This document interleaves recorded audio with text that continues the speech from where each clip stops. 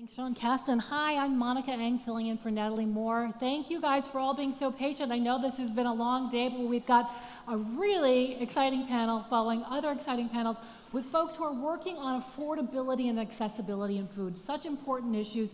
I'd ask you all to please introduce yourselves and tell us a short bit about you so we know who you are. Let's start down the line with Sam.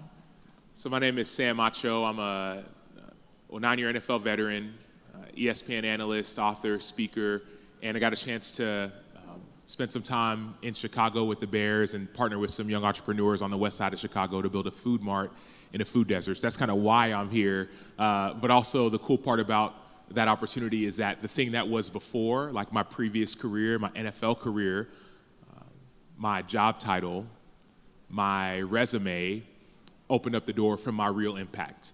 And so that's what brought me to the stage. Great. Hayden? Hi, everyone. I'm Haven Leeming. I am a senior program officer at Builders Vision. That's an impact office located here in Chicago. We use investing and philanthropy and advocacy to realize a more healthy and humane planet. And I lead all of our food grant making. That's been hyper-local here in Chicago, so I work to use my grant dollars to increase access to and consumption of healthy food. A nice connection is that the program Sam knows about is something that I have funded and worked with before. Nice. Liz? Hello, I'm Liz Moran Stelk. I serve as the executive director of the Illinois Stewardship Alliance. We are an alliance of farmers and eaters who use our voices and our choices to shape a more just and regenerative food system. We have to organize to build the power to hold decision makers accountable at every level to change the food system. David? Hi, good afternoon. I'm Dr. Dave Nayak. I'm a physician and also of Nayak Farms in Gardner, Illinois. We are a small family farm, but we're one of the largest growers of sweet corn. Raise your hand if you guys like sweet corn. Yay. Okay, so what I realized is that those who are food insecure also love sweet corn too. And access to fresh produce like sweet corn and other specialty crops is a big passion of mine, and we're one of the largest donors of sweet corn to the hungry in the state of Illinois in the Midwest. All right, and all of you have like unique stories about how you personally affect food affordability and accessibility. Let's start at this end, Dr. Nayak. Great, so we at Nayak Farms are committed to providing fresh specialty produce to those who are hungry. And our produce is very good. I am a firm believer that those who are most in need really deserve the best. And so I am very grateful to have partnered under the White House. We were one of the first people to commit last year for feeding Illinois and the Midwest 1 million people over the next few years of our delicious sweet corn and our green beans. And so we've been using our semi-trucks and our wonderful people who work on our farm to deliver and work with the Illinois food banks, the food pantries, as well as community gardens and churches to deliver throughout the state. So even today, our farm delivered 22 tons of corn down in Carbondale, Illinois, and in Champaign, Illinois. Wow, and we're at the height of sweet corn season right now? We are. We've been very blessed that the drought did not affect us. We got that huge batch of rain about 4 weeks ago, and we are literally swimming in corn. Coming out of your ears. All right, Liz, tell us about your work. Yeah. So we all raised our hand that we love sweet corn because we do, of course, but sweet corn isn't everything that's grown here in Illinois. There's lots of corn and beans that are not the kind that we love to eat on a summer evening. Less than 1% is sweet corn. That's right. And so what we're interested in at the Stewardship Alliance is a just transition from an industrial food system with a sea of corn and beans to one that is a vibrant, local, regenerative food system where Illinois farmers can feed Illinois, and we have huge opportunity to be able to do that. We have Chicago, a major metropolitan area, and yet in Illinois, we grow 23 million acres of agricultural production, but we can't feed ourselves. We import 90 to 95% of all the food that we eat here. And so what we're interested in is figuring out how do we break down the barriers to build a vibrant local food system. And many of those barriers are policy barriers, and toward affordability and access, we're interested in advocating for the kinds of policies that make sure that this local food system that we're all excited about, farmers markets and food co-ops, that they are affordable and not just food for the haves, and that we have SNAP, Match, and other initiatives to make local food more affordable. And SNAP Match, as I understand it, is it's also called Link Up Illinois in Illinois, where there are private and USDA dollars that will match dollar for dollar your money at farmers markets if you're a SNAP user. Wonderful, wonderful program that really feeds into supporting local farmers and also getting fresh produce on people's plates. Haven. And that's a really good transition, going from the grower side of things to the actual eater side of things. So most of my philanthropy and grant making is around, once the food is grown, how does it actually get to people? And how does it get to people who are low income and people who have traditionally very low access to food? So my work is to go into those neighborhoods and honestly find the leaders who are speaking with you today and ask them, how can I get you dollars to realize your impact? So Erica, we had Dion, we had Liz. These are all folks who are working on food access programs in their neighborhoods and saying, we need the dollars, we need the investment to be able to serve our communities. So my goal and where philanthropy can fit in is to do the listening and then to get the dollars where they need to go. The other thing when we think about food access and affordability is you do have to think about, what do we do to make that food affordable? So I do also fund Link Up Illinois. It's one way to make sure that healthy food that our Illinois farmers grow can get to market and be cheaper and more affordable for folks. Yeah, and to Haven's point about the listening, we were talking off stage. I didn't realize that Haven and I were connected. And sometimes I don't think we realize that until we actually start doing work, right? So I started a nonprofit called Athletes for Justice, essentially uniting everyday athletes, collegiate athletes, professional athletes, weekend warriors around causes in their communities. And a few years ago, during COVID, the height of COVID, George Floyd was killed and Ahmaud Arbery was killed and the world stood still. Some athletes in Chicago got together and said, what if we could do something? And obviously we have, physical capital, right? Like we can go and push something over or throw a football, right? But it was like, what if we talked to a nonprofit leader, they said, what if you just listened to the kids in our communities? We all have these great ideas, but no one's listening to us. And so this group of people with influence all got together and listened. Then after we listened, we took a step. We actually took a tour of one of the communities in Chicago, Austin, the west side. And we discovered a food desert. And the long and short of it is, and I talk about this in my book, which actually is down front after we're done. What's it called? It's called Change Starts With You, Following Your Fire to Heal a Broken World.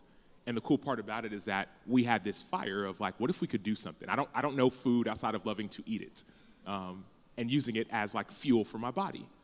We said, what if we could actually turn one of these liquor stores that we saw in this food desert into a food mart? And the cool part about it is that we did. We followed these young entrepreneurs and we did that. But what's even cooler is that Haven and I were sitting backstage. She said, hey, I funded that. And so my point, yeah, you can do a round of applause, yeah. The applause should go to the kids. Yeah, but like the point is, a lot of us here in this room have dreams, or we've been working towards something, we haven't seen the final output. Well, you may be sitting next to the person who is the final output. And so like my encouragement would be to keep on dreaming, keep on believing, keep on conversing, keep on listening. Then as we all kind of need to transform a little bit, go from listening, like Haven did, to actioning. That'd be my input. All right. And so all of you have you're looking at this issue from different points of view. And from that point of view, what is the biggest challenge, like the number one challenge we need to tackle to make good food more accessible and affordable? Well, I could chime in here. I think that from our perspective as a farmer, what we're doing is not easy. Input costs are high.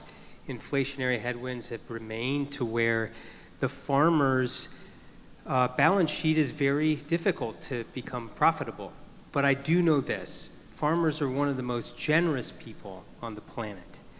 And that if they have that incentivization from the financial side to take a small portion of their yield and give back to those who are most in need, they're absolutely going to do it. And that's what we're doing at Nayak Farms. We are trying to be that leader in the community to say, look, we can grow a specialty crop that's not really grown that much, right? And can we tell people, does everybody know what a specialty crop is? It's a crop you can eat. Okay. So in Illinois, we're, as Senator Durbin said, we're known for corn and beans, but the commercial corn, but not edible ones. Right, mostly, yeah. exactly right. We can't eat that type of corn. That's gone really more to fuel and feed for animals, and the soybeans as well. So specialty crops are crops that we can eat and that you see in the grocery store, and so it's not easy to harvest these crops too. So for example, on our farm, we have a specialty corn picker. It's not like those 8-row combines that you see. It goes down a single row and it's pulled by a large tractor, and then we put it in a bin. From the bin, we get it to the pallets, and then we load it in our semi-trucks, and then we need the truck drivers to get it to the food banks and to the food pantries. That costs quite a bit of money, logistics as well as labor, and then the materials too. So what we do need to create is incentive to the farmers to give back, because they will do that if they have the right incentives. And are you going to tell us a little later about the incentive that may be in Springfield soon? I'm excited to touch on our policy that we're very passionate about. Stay tuned, because you're going to hear about it. Other big challenges to making food, and paying the farmer, what the food costs to actually grow, and not cheating the farmer or cheating the animal. How do you do that? What are the big challenges? So we've certainly grown an incredibly efficient and effective infrastructure in Illinois to move the corn and beans that David was describing. But what has happened over the last couple of decades is a real hollowing out of the infrastructure that it's going to take to move specialty crops and to process grain and to process livestock so that people can eat it. And so if we want to have a thriving, vibrant local food system here in Illinois and in Chicago, we are going to have to rebuild all of that infrastructure. One of the things I'm really excited about. Can I pause for it? So when you say infrastructure, you mean slaughterhouses, you mean cooling facilities, you mean transportation facilities that have all, with the big corporatization, kind of vanished for the smaller farmers. Yes, yeah, exactly like that, and for a variety of reasons, whether it's economies of scale, but also, corporate consolidation in food, which has been massive, and which the Biden administration has been trying to take efforts, and they've been stopped along the way trying to, take on antitrust and consolidation in the market, but that stuff is so essential at the same time as we're rebuilding that infrastructure that it's going to take.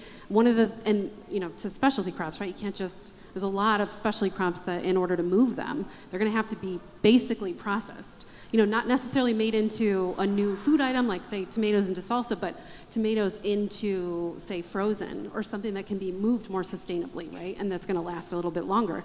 And so one of the things I'm so excited about is that Illinois, just this year, the General Assembly passed a $2 million budget investment in local food infrastructure to actually move food, start to rebuild that infrastructure.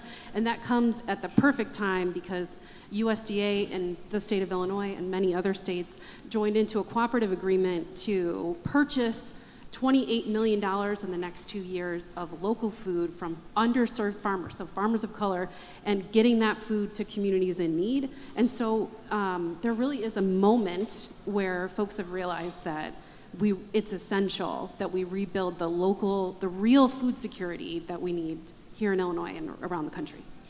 Yeah, and I think people are seeing that need to rebuild, but we still are seeing around for the growers and then also in getting the food to eaters is a market failure at this point. We have a food system that's artificially inflated by the Farm Bill at this point. It is not necessarily going to our specialty crop growers, and we also see a market in which grocery stores are abandoning low access, often black and brown neighborhoods. This is really a failure of the markets, and so where I come in, I think about philanthropy. Philanthropy can't actually fix that market right now, but what we can do is we can use our power and leverage all the philanthropy we can to try and change those policies, to try and make sure that the Assembly can have that $2 million to give to Illinois growers.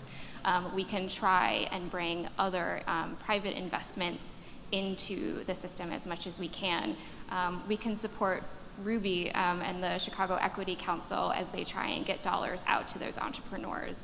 But that big challenge is that market failure. And I would say the biggest challenge or problem, at least that I see, is this idea of like disintegration. So like, it's almost like we all have these great ideas and dreams and goals, and we're all trying to do them alone. And there's a proverb that says, like, anyone who isolates himself it rages against sound judgment.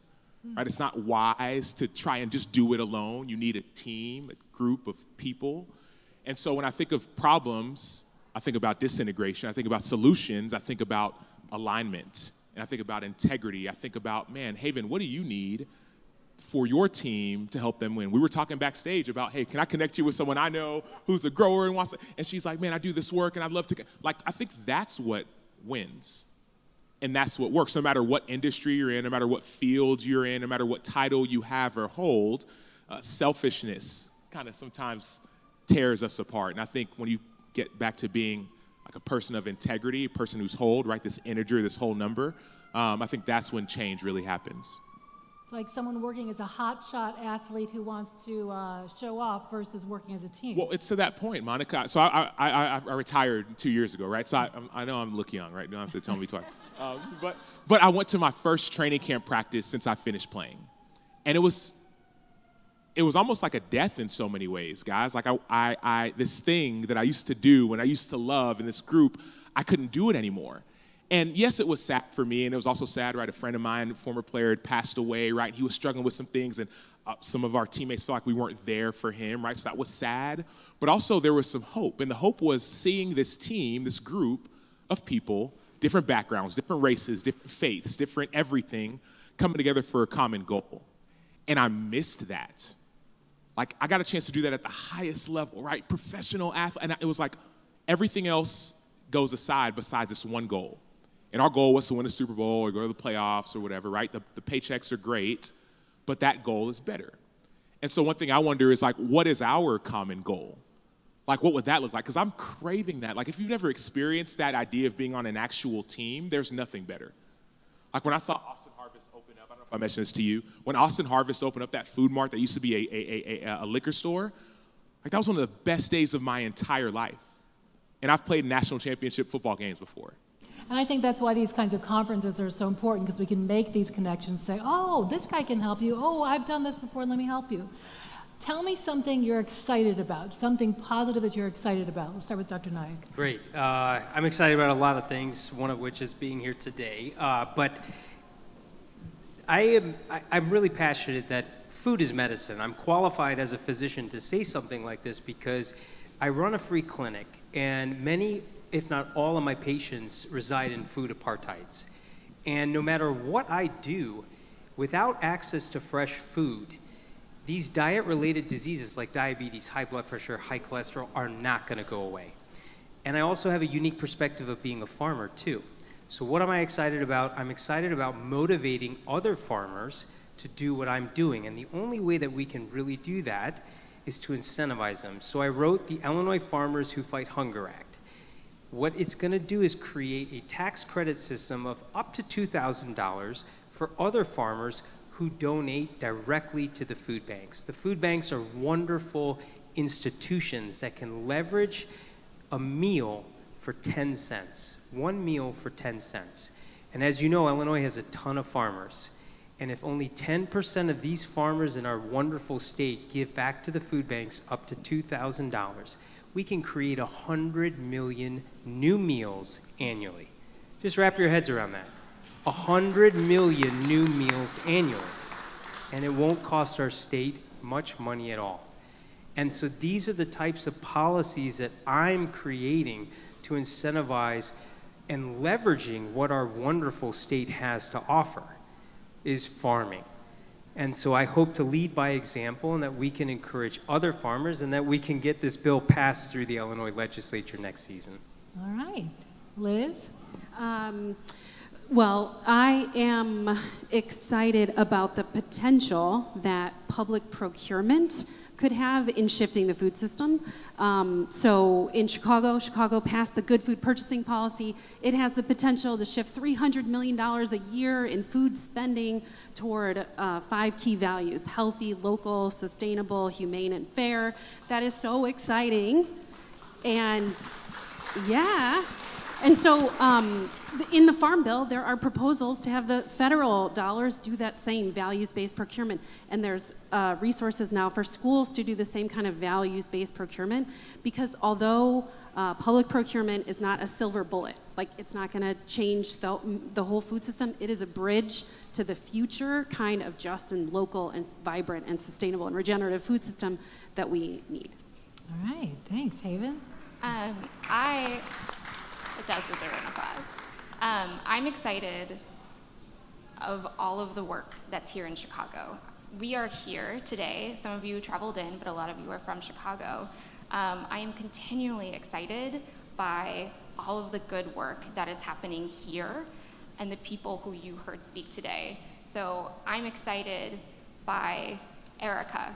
Go down to UGC, go and see the farm. I'm excited at Growing Home down in Englewood. Go and see how they're growing, go and see their workforce development program. And while you're at it, drive a few blocks and go grab food at the Go Green Racine Fresh Market, which is a market that the Englewood community built and is now one of the only fresh food providers in Englewood after Whole Foods had left. Go shop there. Go and see Experimental Station and talk about what Link Up is doing in Illinois to make our dollars go farther. These are all awesome projects happening right here in Chicago. And while you're at it, let's try and get them as much money as they can. So Talk to your philanthropy friends. Sam? I'm excited about Danielle. And the reason why I say that, and you'll hear in a second, you saw right before this, is I got a chance to chat with someone who knew Danielle way back when. Dude named Scott. Scott, if you don't mind standing up for a second. Scott's like, hey, I'm a nobody, which you're somebody now, right? I'm kidding. You've always been a somebody. But Scott said, I said, man, he's like, how'd you get connected with Danielle? I was like, dude, I need to find out how to get more connected with her. He's like, I said, tell me about her. You can sit down, Scott. You don't have to, I don't want your legs to get tired. He said, she's been doing this her entire life. It's like, I've known her, I don't think it was since college, maybe it was before, after, I don't know, but he's like, this is who she is. And so like this event has gotten bigger and bigger and bigger, and like senators are showing up because of her. And so what I get excited about is like, who can be the next Danielle for their community? Whose dreams are like right there, like on the precipice of giving like birth, coming to fruition, that it just takes like one person to make it happen. So you asked me what I get most excited about, it's the fact that like I was here last year and look how much it's grown. Who knows what it's gonna be next year? And then even better, who knows what's gonna happen when someone in this room takes that dream that's been put in their heart and actually like takes a step of faith. Because then when that happens, people start showing up, and people who felt like they were nobodies become somebody. So that's what I get super, super excited about. All right, my bosses at Axios said that end every presentation with, if you took one thing from this presentation, it should be. So in the next 30 seconds, everybody, if you take one thing from this presentation, what do you want them to take from it? For me, I always have this saying, you know, if I can't do great things, I can do small things in great ways. And continue to believe that what you're doing, even on a small community level, it is making a difference. Great. At the Alliance, we use our voices and our choices, so buy local, sustainable, healthy as much as you can, whenever you can, but also you've got to use your voice, so get connected to an organization that is organizing to change policy like Illinois Stewardship Alliance, ilstewards.org. All right, nice. For me, it's that the community is doing this work, and they've been doing this work for a very long time. Go learn about them, go fund them. Great. And for me, it would be the fact that, and I'm going to steal this from you, Haven. I don't want to like go into detail, but we are one. Period. So you see someone struggling on the street or lack of food access, we are one. could be Amen your to sister, that. your brother. We're one. So that would be my note. Thank you so much, Sam, Haven, Liz, David. Give it up.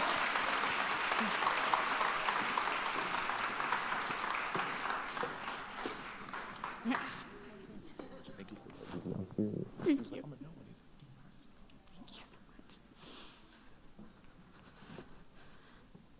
I can't get through any food tank summit without crying, so here it is.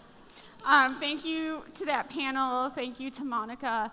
Sam Acho is an extraordinary human being, but he's a little bit wrong because I stand on the shoulders of giants. There are so many, especially women in this movement, who have come before me, who have taught me so much. So I stand on the shoulders of giants, and I hope that anyone who comes after us realizes that those people came before. So I'm just here standing in for all of the heroines and heroes that I have been able to know and meet throughout my life.